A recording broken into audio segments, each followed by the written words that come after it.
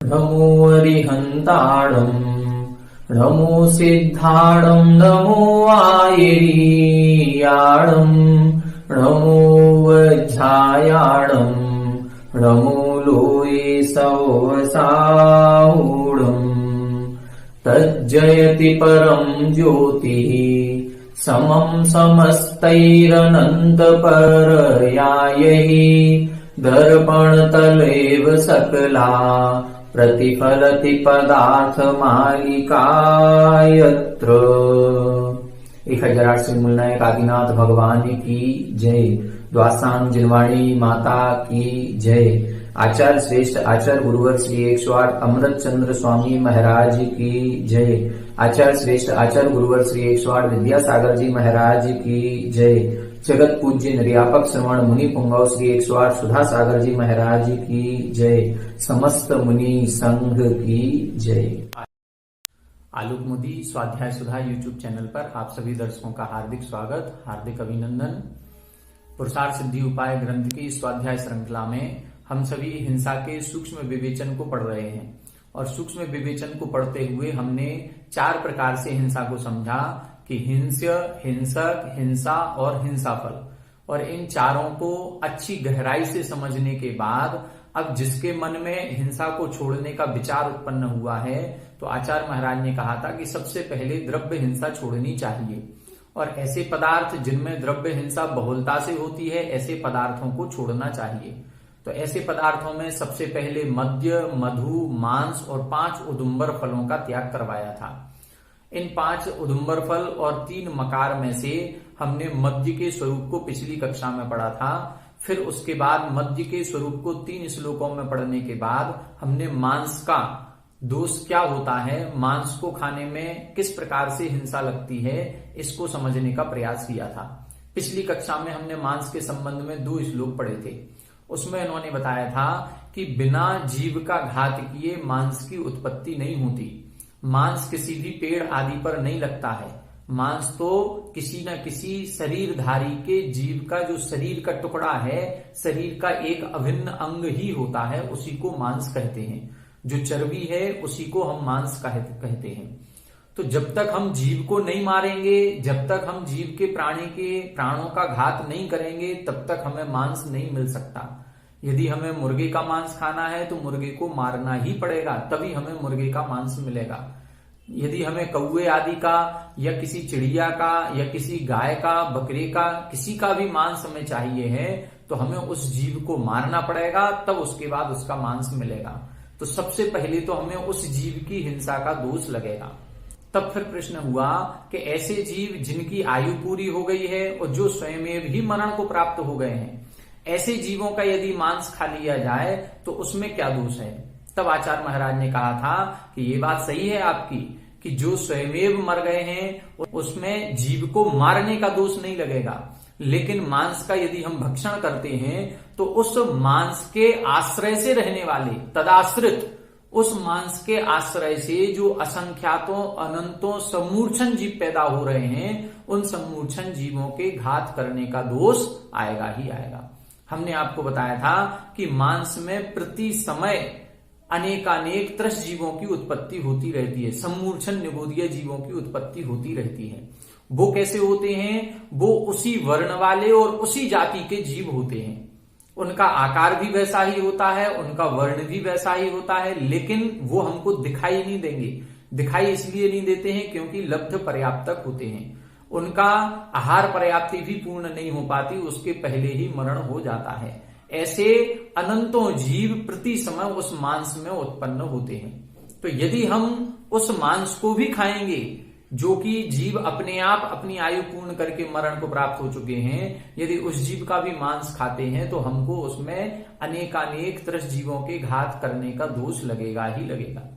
अब प्रश्न ये उठा था कि जैसे हम बाजार से फल सब्जी लेकर के आते हैं जो कि अभी सचित्त है, उसको जब हम अग्नि पर गर्म कर लेते हैं, गर्म पानी आदि में उबाल लेते हैं, उसको अचित्त कर लेते हैं, तो अचित्त करने के बाद उसको खाने में कोई दोष नहीं होता। तो इसी प्रकार से यदि हम मांस को भी, जो गाय बैल आदि अपने आप से मरण को प्राप्त हो गए हैं, उनके शरीर का यदि हम मांस ले आए और उसको पका करके फिर उसको खाएं, उसको अचित्त करके खाएं तो क्या आपत्ति है? अब इन प्रश्नों का उत्तर आज की कक्षा में अपन पढ़ेंगे। 2 श्लोकों का आज अपन अर्थ समझेंगे। इसमें मांस के बारे में जो भी प्रश्न हमारे दिमाग में या शिष्य के दिमाग में आ रहे हैं, उन सभी प्रश्नों का उचित समाधान आचार्य अमृतचंद्र स्वामी जी ने अपने इन श्लोकों में लिखा है। आइए पहले श्लोक का उच्चारण करें, फिर इसका अपन अर्थ समझते हैं। आमास्वपि पक्वास्वपि, आमास्वपि पक्वास्वपि, विपच्यमानासु मांसपेशीषु, विपच्यमानासु मांसपेशीषु, सातत्येनोत्पादस्, सातत्येनोत्पादस्,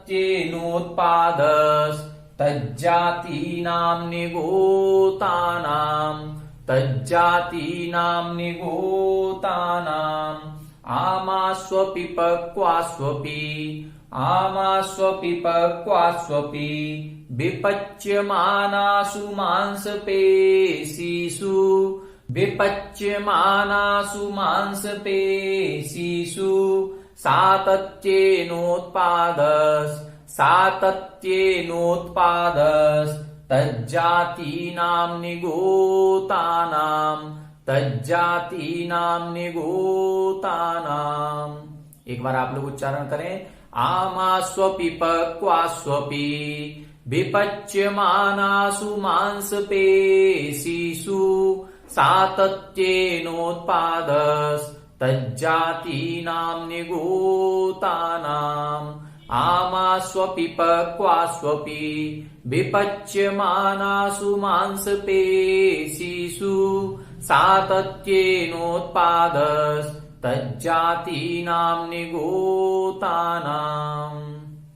देखें यहां बता रहे हैं आमास्वपि पक्वास्वपि, आमासु अपि, पक्वासु अपि।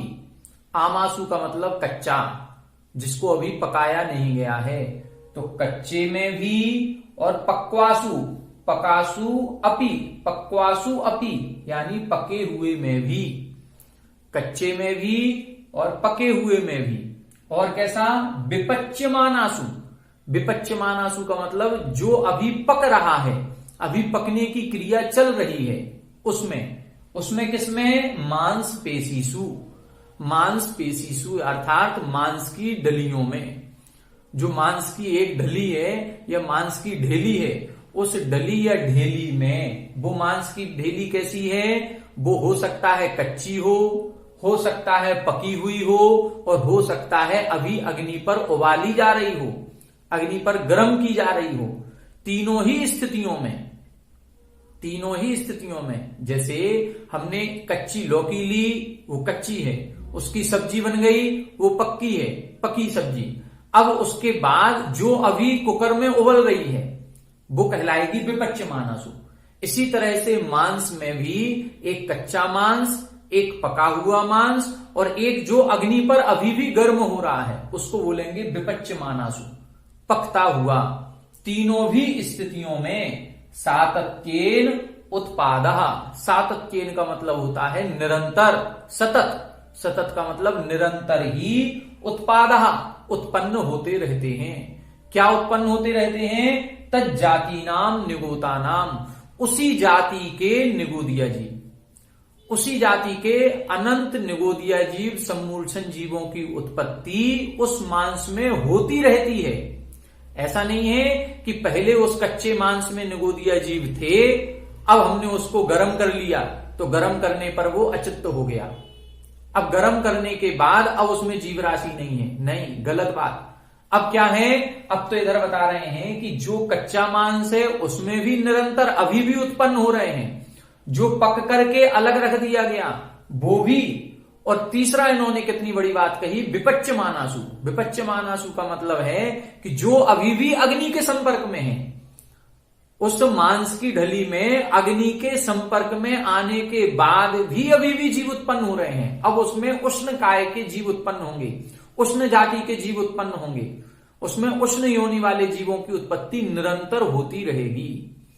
एक भी समय ऐसा नहीं है जिस समय मांस में जीवों की उत्पत्ति नहीं हो रही हो।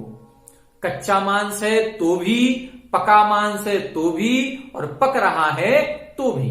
अब इस 3 स्थितियों के अलावा ऐसी कौन सी स्थिति है जिसमें मांस जीवों से रहित हो जाए, अचित्त हो जाए? हो ही नहीं सकता। 3 के अलावा कोई चौथी स्थिति बची नहीं। तो आमास्वपी, कच्ची अवस्था में भी, पक्वास्वपी, पकी अवस्था में भी, और विपच्यमानासु।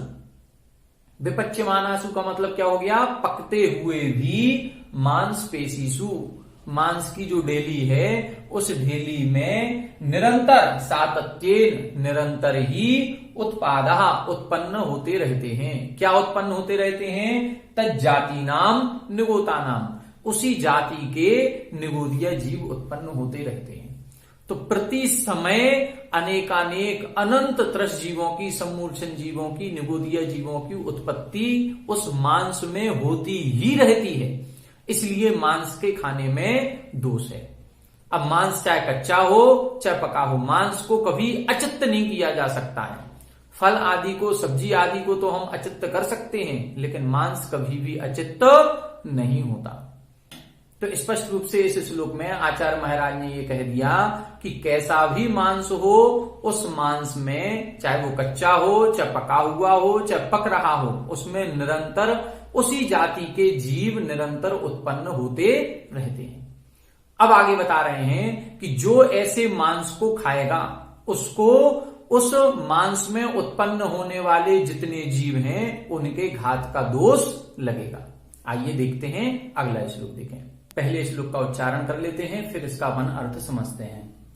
आमां वा पक्वां वा, आमां वा पक्वां वा, खादति यः स्पृशति वा पिशित पेशीं, खादति यः स्पृशति वा पिशित पेशीं, सनिहन्ति सतत निचितं, सनिहन्ति सतत निचितं, पिंडं बहुजीव कोटीनां, पिंडं बहुजीव कोटीनां, आमां वा पक्वां वा, आमां वा पक्वां वा, खादति यः स्पृशति वा पिशित पेशीं, खादति यः स्पृशति वा पिशित पेशीं, सनिहन्ति सतत निचितं, सनिहन्ति सतत निचितं, पिंडं बहुजीव कोटीनां, पिंडं बहुजीव कोटीनां। एक बार आप लोग उच्चारण करें। आमां वा पक्वां वा, आमां वा पक्वां वा, खादति यः स्पृशति वा पिशित पेशीं, खादति यः स्पृशति वा पिशित पेशीं, सनिहन्ति सतत निचितं, सनिहन्ति सतत निचितं, पिंडं बहुजीव कोटीनां, पिंडं बहुजीव कोटीनां। देखें अर्थ देखें। अभी पिछले श्लोक में अपन ने ये देखा था, आमास्वपी, पक्वास्वपी, विपच्यमानासु पिशित पेशीं। वहां बताया था कि आमास्वपी अर्थात कच्ची अवस्था में, पक्वास्वपी अर्थात पकी अवस्था में, और विपच्यमानासु, विपच्यमानासु का मतलब जो अभी पक रहा है, अग्नि के संपर्क में है। तो अग्नि के संपर्क में होने के बाद भी उस मांस की ढेली में सातत्येन, निरंतर ही तज्जाति नाम निगोता नाम उत्पादः, उसी जाति के निगोदीय जीवों की उत्पत्ति होती है। अब बता रहे हैं कि अब ऐसे पिशित पेशीं, ऐसे उस मांस की ढेली को, कैसी मांस की ढेली को? आमांबा पक्वांबा, कच्ची अवस्था में चाहे पकी अवस्था में, यह यानी जो खादती, खाता है।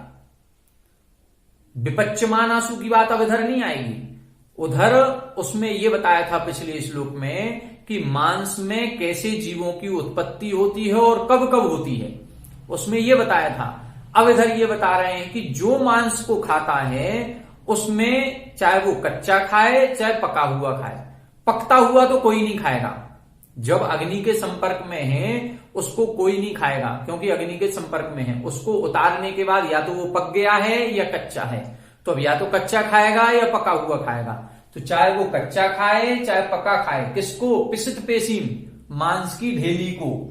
कौन? यह यानी जो, खादती जो खाता है, अथवा वा यानी अथवा, स्पृशति स्पर्श भी करता है। कितना बड़ा शब्द लिखा है ये। अभी हम लोग ये समझते हैं कि केवल मांस के खाने में दोष है, लेकिन यहां बता रहे हैं उस मांस को स्पृशति, यदि स्पर्श भी कर लिया है तो भी सा निहंती सतत निचितम पिंडम बहुजीव कोटिनाम। सा निहंती, वह निहंती यानी मार देता है, घात कर देता है। किसका? सतत निचितम, निरंतर ही एकत्रित होते हुए। निचित का मतलब एकत्रित होना।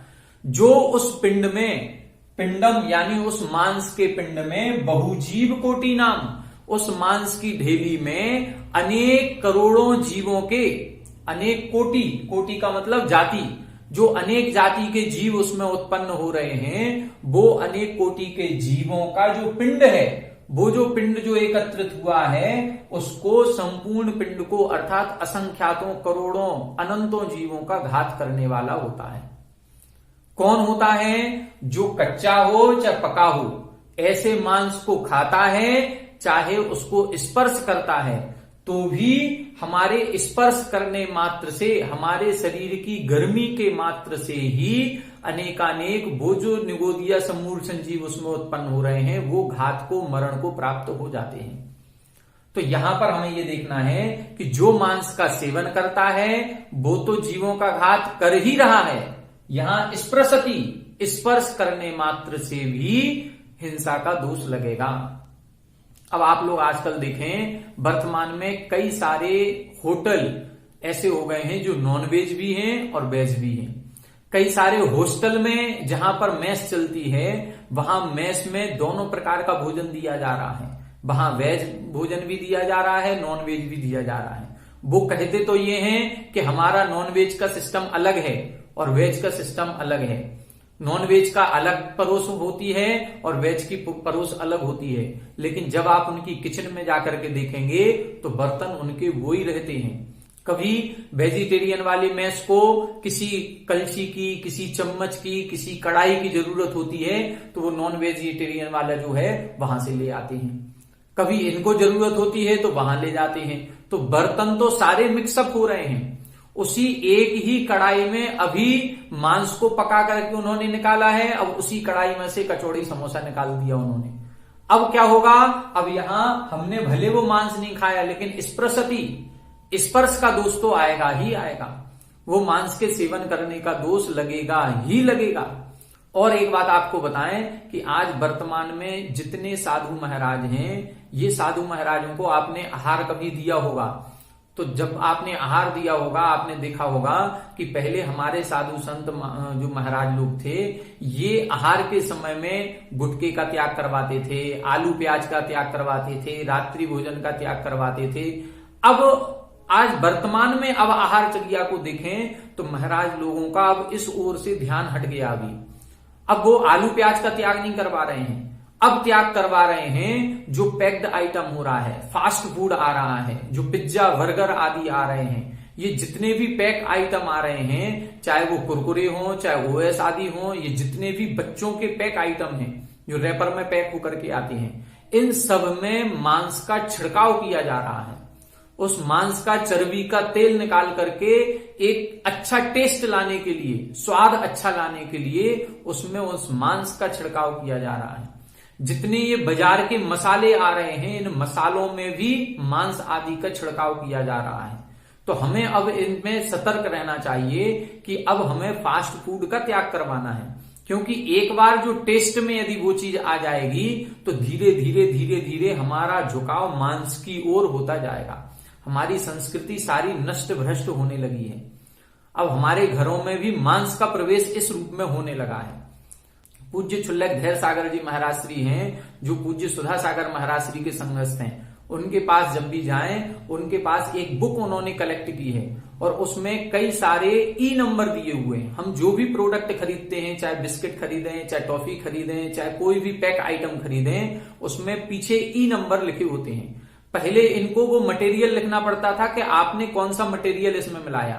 अब वो मटेरियल नहीं लिखते हैं, अब ई नंबर लिखते हैं। ई 147, ई 456 ऐसे करके वो जो नंबर लिखे हुए हैं उन नंबरों को जाकर के यदि हम नेट पर सर्च करते हैं तो कई सारे नंबर ऐसे हैं जिनमें मांस का दोष है, जो साक्षात मांस है, और वो ई नंबर से हमें पता चलेगा कि इसमें ये मांस मिलाया गया है।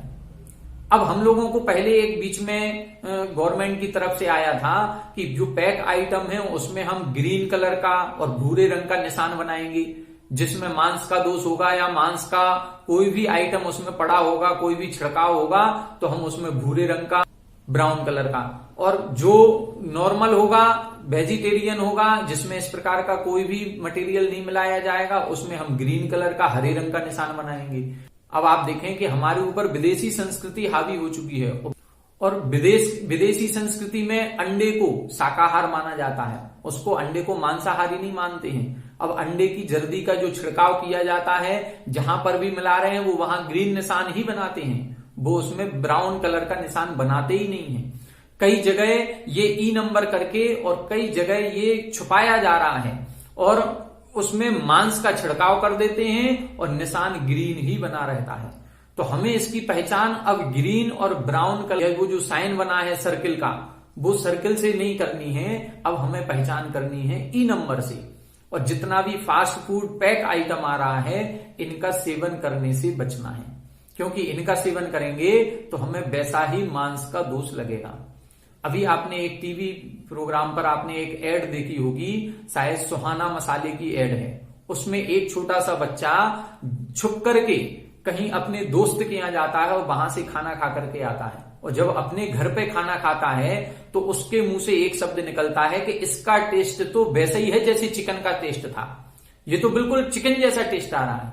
इसका मतलब क्या है? इसका मतलब अपन को ये समझना है कि मसाले में जो मसाला चिकन के मसाले में डल रहा है सेम वही टेस्ट हमारे पनीर मसाला में भी आ रहा है। इसका मतलब ये है कि जो मांस का छिड़काव उस मसाले में हुआ है वो मांस का छिड़काव पनीर मसाले में भी है, मतलब मसाले में कोई अंतर नहीं रह गया। पहले हमारे यहाँ शादी विवाह समारोह होते थे तो एक मिठिया अलग से बुलाया जाता था, जो उसमें मिठाई बनाता था, भोजन सामग्री बनाता था, उनके साथ में 5-6 महिलाएं आती थी, वो सारा उनका सहयोग करती थी। अब आजकल ये सिस्टम ही खत्म हो गया। पहले उस मिठिया को हम लोग जाकर के सारी सामग्री लेकर के आते थे बाजार से, उसने एक पर्चा बना दिया कि क्या क्या हमें मटेरियल चाहिए है, वो हमने ला करके उसको साफ करके सब कुछ सफाई करके उसको सुखा करके फटक के सबको फिर उसके बाद उसको देते थे। अब आजकल सिस्टम अलग हो गया और आजकल हम लोग क्या करने लगे, आज सीधा होटल पे जाते हैं और होटल पे सीधा ऑर्डर देते हैं थालियों के हिसाब से। उन्होंने कहा 350 रुपए की एक थाली पड़ेगी और हमारे 500 लोग आएंगे, तो हमने ऑर्डर कर दिया 500 थालियों का ऑर्डर, 500 प्लेट्स का ऑर्डर कर दिया, 1000 प्लेट्स का ऑर्डर कर दिया, एक प्लेट की कीमत 350-400 रुपए जो भी है वो हमने कर दिया। अब हमने ना उसको सामान दिया ना हमने मिठिया दिया, वो होटल के ही कर्मचारी हैं, होटल का ही मसाला है, होटल का ही अनाज है, सब कुछ होटल का है और उसका हम सेवन कर रहे हैं वो ही जाकर के। अब पहले हम लोग होटल के भोजन का त्याग करते थे, कई लोग होटल के भोजन का त्याग करे हुए हैं, लेकिन फिर भी शादी पार्टियों में जाकर के हम सभी वही होटल का भोजन कर रहे हैं और उसमें कैसा मसाला डल रहा है हमें इसकी जानकारी नहीं है। तो आजकल जो होटल का भोजन हो रहा है वो सारा का सारा एक दृष्टि से देखा जाएगा तो मांसाहार ही हो रहा है। दूसरी चीज, हम सभी लोगों ने मांस का त्याग तो कर दिया, लेकिन मांस का त्याग करने के बाद यदि हम अमर्यादित भोजन कर रहे हैं, जिस वस्तु की मर्यादा खत्म हो गई है, किसी की मर्यादा यदि 2 दिन की है, 3 दिन की है, 24 घंटे की है, अंतर मुहूर्त की है, तो अंतर मुहूर्त के बाद जब भी कोई वस्तु की मर्यादा खत्म हो जाती है उसमें नियम से त्रस जीवों की उत्पत्ति होने लगती है, और त्रस जीवों की उत्पत्ति होने का मतलब क्या है, उसमें मांस का दोष आएगा। तो यदि हम मर्यादित भोजन नहीं कर रहे हैं, मर्यादा से बाहर का भोजन आदि कर रहे हैं, तो उसमें भी हमें मांस का दोष लगता है। तो हमें, यदि हम मांस के त्याग कर रहे हैं, अब 2 प्रकार का त्याग होगा। अब हम लोगों का कैसा होगा, 2 प्रकार का त्याग। एक तो जो इन्होंने कहा मध्य मधु मांस का त्याग करना, तो इसमें जिन्होंने 3 प्रकार का मांस का त्याग किया है वो स्थूल रूप से त्याग किया है कि हम साक्षात किसी जीव को मार करके या किसी मरे हुए जीव का जो मांस होता है उस मांस को नहीं खाएंगे। तो हम सबका त्याग अभी कैसा है? हम सबका त्याग अभी गोवाला है। अब दूसरे प्रकार का त्याग और हमको करना पड़ेगा, उसमें हमें धीरे धीरे अपनी चर्या में सुधार लाना पड़ेगा। अब हमें धीरे धीरे, यदि हम मांस के त्यागी हैं तो हमें मर्यादित भोजन करना प्रारंभ करना होगा। हमें बाजार का बने हुए कोई भी पदार्थ हैं उन सबका त्याग करना होगा। हमें शादी पार्टियों में भी जाने का त्याग करना पड़ेगा, तब जाकर के हम मांस के सेवन से बच पाएंगे। यदि हम मांस के त्यागी हैं तो अब हमें दूसरी ओर भी प्रयास करना है। अभी हम लोग केवल इतना त्याग कर देते हैं कि हाँ हमारा मध्य मधु मांस का त्याग है, लेकिन वास्तविकता में केवल हमने अभी मांस का जो डेली रूप से होता है, जो अन्य नॉन वेजिटेरियन लोग खाते हैं, उसका त्याग किया है। लेकिन जो हमारे अभी चल रहा है, हम लोगों की किचन में हो रहा है, हम लोग अभी मर्यादित भोजन नहीं करते हैं, अमर्यादित भोजन कर रहे हैं। हमारा आटा पिसता है तो एक बार पीस लिया हमने और 10 दिन और 15 दिन तक चल जाता है, तो अब वो क्या हो गया? मर्यादा से बाहर का हो गया। 24 घंटे से ज्यादा की मर्यादा यदि अचार पापड़ की हो रही है तो वो भी मर्यादा से बाहर हो गया, उसमें भी हिंसा का दोष लगेगा। तो ये सब जगह जहां मर्यादा से बाहर हो गया, वहां सब जगह त्रस जीवों का उत्पत्ति होती है और त्रस जीवों का घात का दोष लगेगा। जितने पैक आइटम हैं, इन पैक आइटम को अपने बच्चों को खिलाने से बचें, क्योंकि इनमें नियम से जो बड़े जानवर हैं, इन जानवरों को मार करके इनकी चर्बी का तेल आदि निकाल करके उसका छिड़काव किया जाता है। तो नियम से ये जितने पैक आइटम है, फास्ट फूड है, इनका त्याग करें, तब जाकर के हम मांस से बच पाएंगे। जो मांस का दोष लगता है उससे बच पाएंगे। तो आचार्य महाराज ने मांस के संबंध में 4 श्लोक लिखे। चारों श्लोकों में से 2 श्लोक हमने कल की कक्षा में पढ़े थे, 2 श्लोक आज की कक्षा में पढ़े। चारों श्लोकों में आचार्य महाराज ने स्पष्ट कर दिया कि बिना जीव को मारे मांस की उत्पत्ति नहीं हो सकती है। तो यदि हम मांस का सेवन करते हैं तो किसी न किसी जीव को मारना ही पड़ेगा। यदि हम ये कहें कि हमें यदि कोई जीव ऐसा मिल जाए जो पहले से ही मर चुका था, उस जीव के मांस को यदि हम ग्रहण करते हैं तो उसमें जो निरंतर सम्मूर्छन जीवों की उत्पत्ति हो रही है, उनके घात करने का दोष लगेगा। अब प्रश्न उठता है कि यदि हम उस मांस को पका करके खाते हैं तो अग्नि में संपर्क में आने पर वो जीव अपने आप अलग हो जाएंगे, अब वो अचित्त हो जाएगा। तो अब इन्होंने लिखा था कि आमास्वपी पक्वास्वपी विपच्यमानास्वपी, चाहे वो कच्चा हो, चाहे पका हुआ हो, चाहे पक रहा हो, तीनों ही स्थितियों में निरंतर उसमें सम्मूर्छन जीवों की उत्पत्ति होती ही रहती है।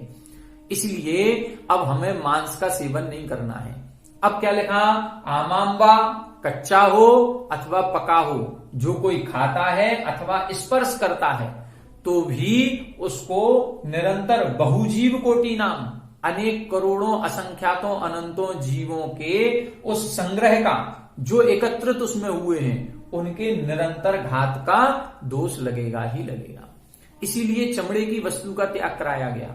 अब प्रश्न उठ सकता है कि चमड़े की वस्तु का त्याग कराने का क्या तात्पर्य है? यदि गाय थी, गाय मर गई, गाय की उस स्किन को निकाल करके, चर्बी को निकाल करके, साफ करके और उससे यदि पर्स बना दिया गया, अब वो पर्स को यदि हम छूते हैं, रखते हैं, तो इसमें कहां दोष आ रहा है? इधर इन्होंने लिख दिया स्पृशति, कितना भी उसको साफ कर दिया जाए, कितना भी चिकना बना दिया जाए, उसमें निरंतर जीवों की उत्पत्ति होती रहती है।